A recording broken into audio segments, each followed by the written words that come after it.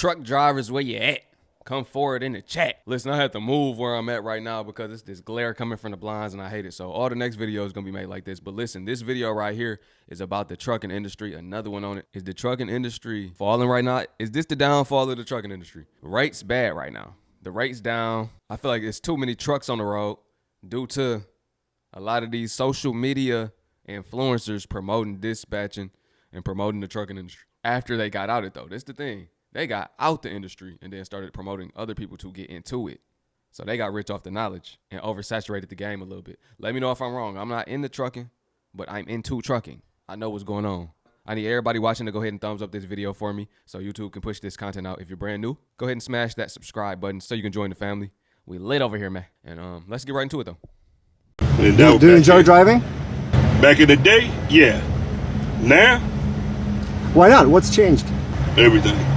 People, brokers, money. The trucking industry does not need any more dispatchers. So many people have jumped out into this industry giving misinformation, especially on social media. Telling people they can get to a quick bag and make quick money and not giving anybody any business acumen on how to really get it done. So no, we don't need any more fly-by-night dispatchers, people just jumping in that doesn't have the best interest of the industry at heart. What we need is industry professionals and industry experts, people that are willing to learn logistics, people that are understanding exactly what this job entails, people that are truly willing to go on their entrepreneurial journey and win, people that know how to obtain the data, look at the data, and leverage it to their benefit. For the people who really want to learn logistics and who really want to make this a profession and a career and a lifestyle and really want to get to that long money, follow me, man.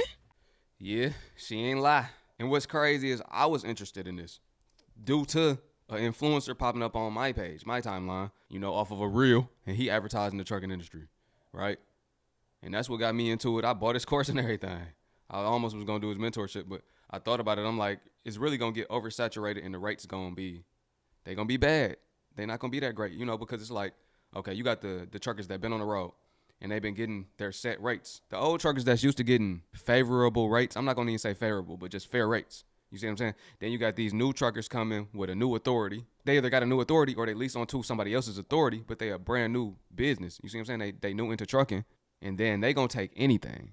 Did social media and how to get started in trucking courses hurt the trucking industry? Let's talk about it. Social media has become a powerful marketing tool for all businesses, but using social media should come with a greater responsibility. According to FreightWaves.com, in 2019, an average of 7,200 fleets entered the market per month compared to an average of 5,200 fleets per month in the times before. In the fourth quarter market update by Uber Freight, demand is subdued while inventory levels remain high. This combined with the rising number of trucks and drivers is pushing freight rates down on both contracted and spot sides. I mean, I get it. We all want to be rich. But playing on the vulnerability and emotions of a poor thinker by displaying fancy cars, jewelry, BBLs, and super big white teeth to paint a false narrative that there's gold in the trucking hills could only lead to a broken, disappointing end if one is not careful. So, is social media and trucking courses hurting the industry? Let me know in the comments. Don't forget to like and follow for more trucking comedy and commentary. Like they say, when everybody talking about it, it's a little too late. And we know it's trucking. Everybody hip to trucking, but I'm going to keep it real, y'all. When I start seeing our people, and this for the people that's, you know, our people that's watching right now. When I start seeing our people, I already knew what was going on. And that's a bland statement, but y'all know what I'm saying. Y'all know what I'm saying.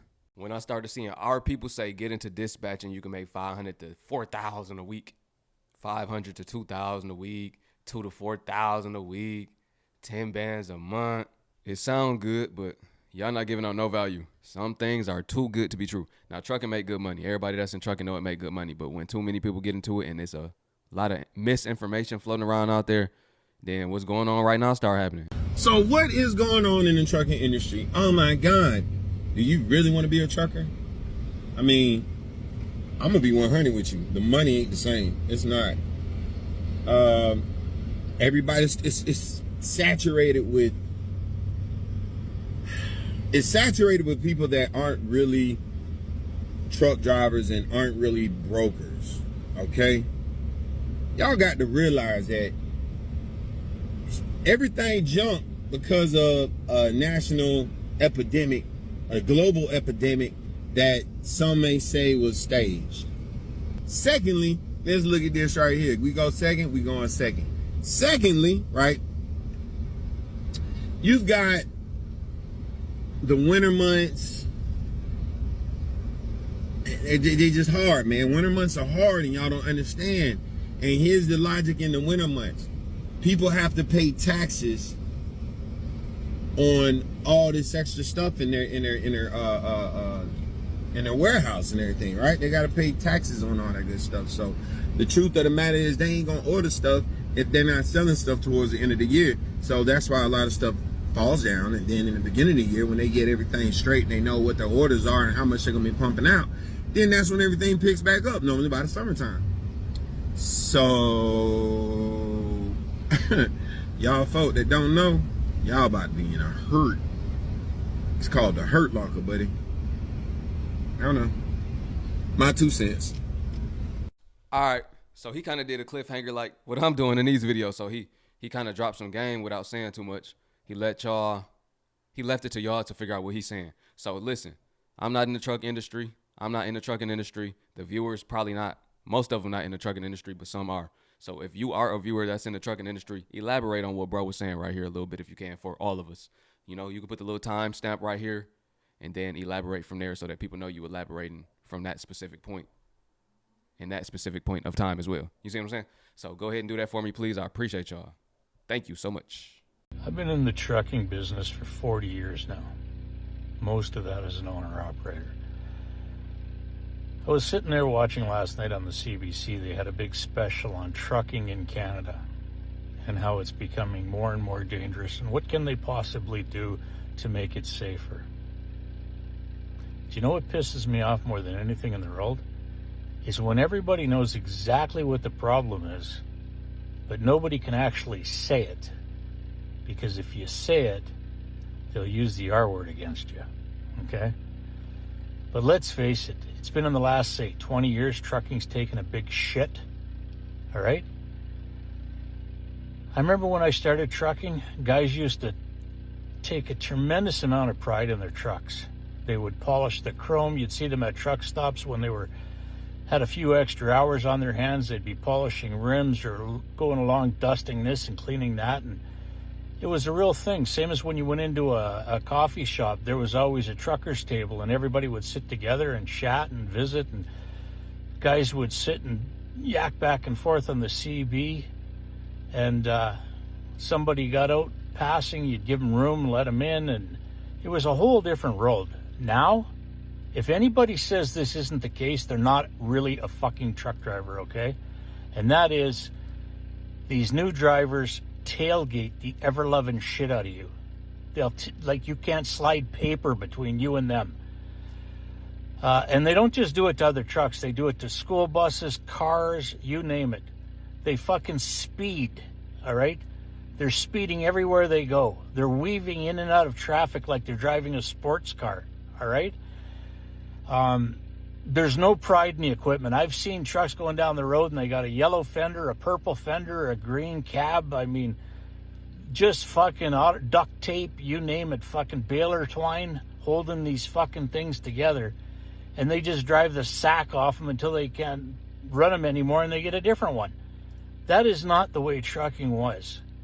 There was a time when the guys in the trucks were, let's face it, the knights of the highway. I mean, we took great pride in being very, very professional. We treated each other with respect. We made it so the people on the highways felt safe being around us because they knew if they were in trouble, we'd be the first one there to help them out. Now they're afraid of us.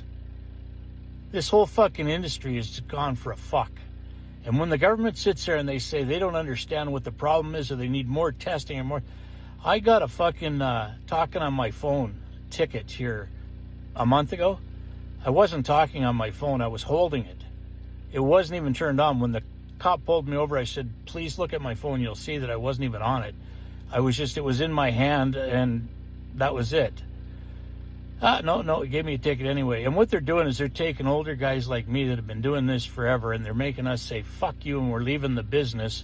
And that's making more and more room for these up-and-comers. You think you got problems now? Just fucking wait. So pretty much truckers' pride died due to all of these new truckers coming in. I keep talking about these new truckers coming in. These new truckers came in and made it bad for the old truckers. These new truckers came in and have no guidance for real. They're out there figuring it out on their own, which is fine. But by y'all figuring it out on your own, y'all out here messing the game up. Y'all messing the game up. Y'all have messed the game up. It's already messed up to the point you got people that been in it that's speaking out on it and they're noticing the changes.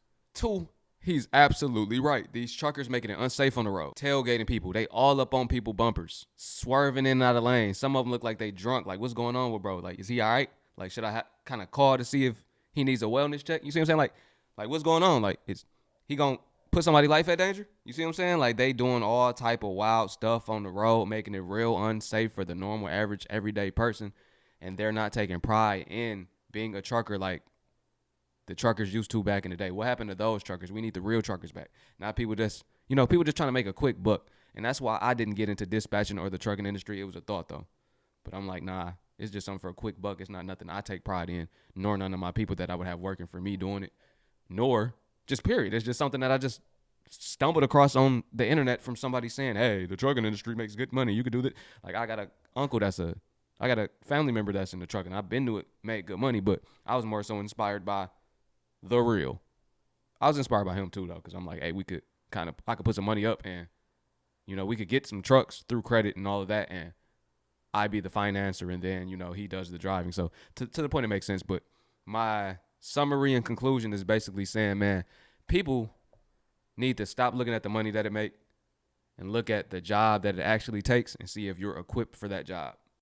Due to the overwhelming amount of videos that I've been seeing lately of people boo-hoo crying on here about the trucking industry and, everything that they have to put up with while being in the industry, I just thought I'd make a quick video giving, people some insight, bro.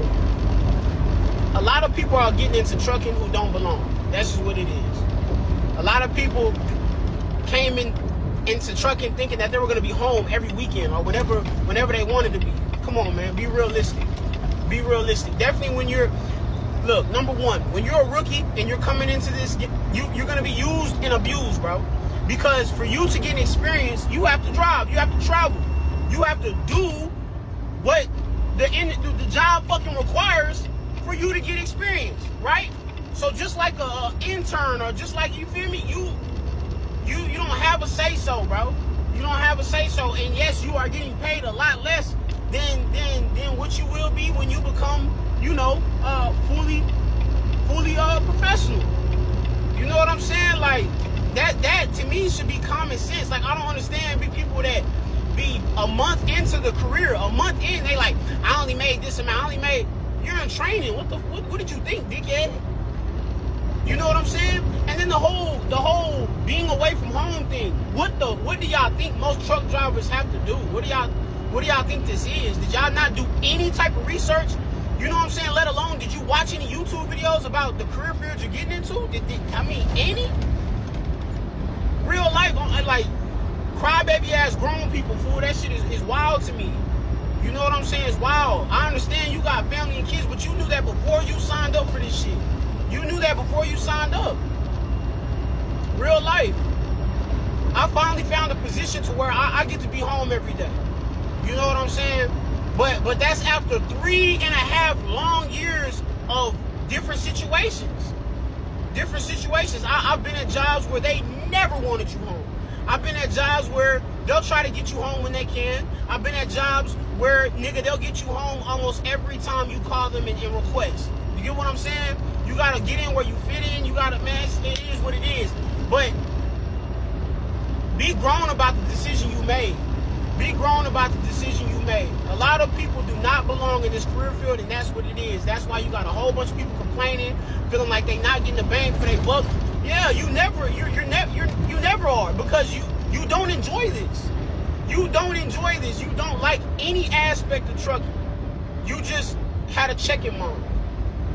And that check ain't what you thought. Stupid, goofy.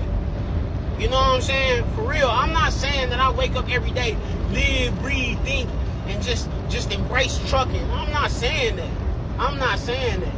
I love what I do, though. I love it. I fuck with the lifestyle and the things that I'm able to do around it. You know what I'm saying? It's just, it works for me. You know what I'm saying? Straight up.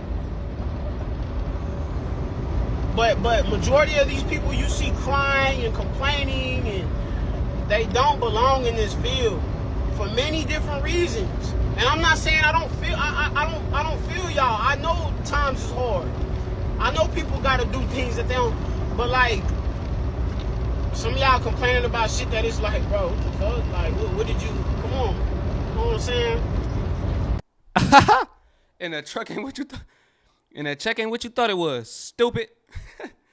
Yeah. You got to think about it. It's a business, right? Most businesses are not profitable for the first 3 years, 5 years, right? So people just jumped in it thinking they going to start printing right away. Nah, one blowout, you're done.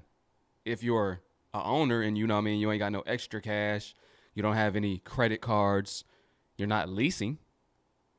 It's people that got in and they didn't even know it was better to lease starting out because you can get more trucks on the road for a lower startup cost compared to having that one truck and then you get a blowout and now you out of business. So people was just jumping in without having the right information, and I got this type of information and I'm not even in it. But if you a trucker, you know, low key, that do make a little sense, right? He low key know what he's talking about a little bit, right? You could kind of scale quicker through the rental route. Yeah, it might cost a little more, but it might cost a little more out of the net income. But overall, as somebody starting out with a lower amount of capital, that's the easiest option. That's the easier option. Yeah, a lot of people just jump into stuff because they heard it pay good, but you really don't love it. You don't enjoy it. You hate it low key. So you're doing something that you don't enjoy, something that you hate, something that goes against your morals for money. You sold your soul.